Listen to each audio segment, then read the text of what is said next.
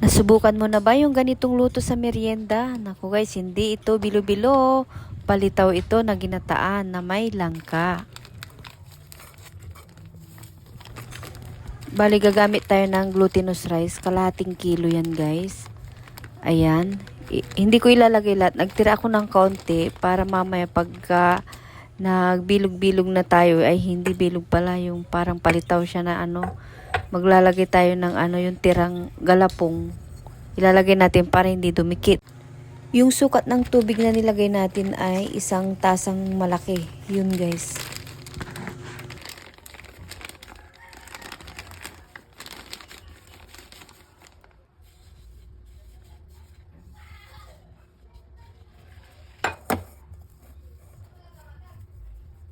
Hoy!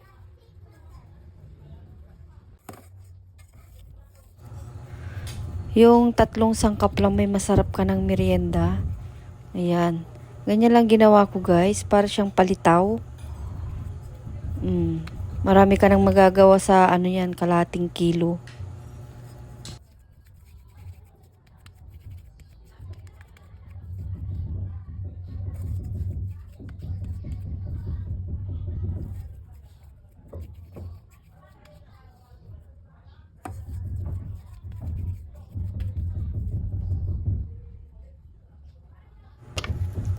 So, ayan, meron tayong saging dito na ilang piraso.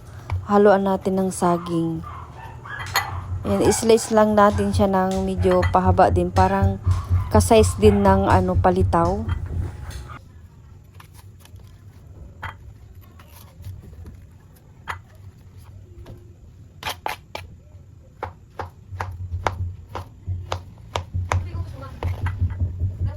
Bibili sana ako kumama.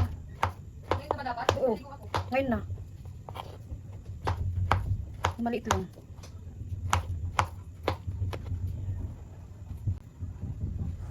So and guys, natapos na nating i-slice ito. Ayan, itatabi ko muna at nagpakulo na ako ng tubig. Nilagay ko na yung 1 pack na kukumama. Bali, 2 kukumama yung gagamitin natin. Para mamaya pag naluto na, saka natin ilalagay yung isa sa huli. Ayan, ilalagay ko na yung ating hiniwa-hiwang saging. Tapos ayan, pagkatapos kong ilagay yung saging, ilalagay ko na rin yung palitaw. Ayan. Kapag lumilitaw na yung nilagay natin, ilagay na natin yung ating langka. Ayan, ang sarap nito guys at ang bango dahil sa langka.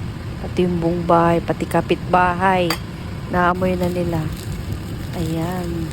Tapos naglagay tayo ng asukal. Bali yung nilagay kong asukal, 1/4 siya guys kasi kalahati yan.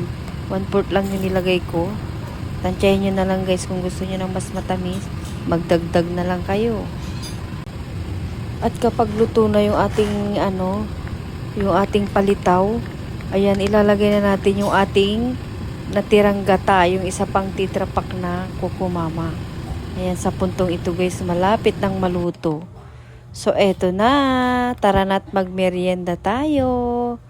Ayan, marami pong salamat sa inyong panunod. Pa-like and share naman po. Hanggang sa muli guys. Bye!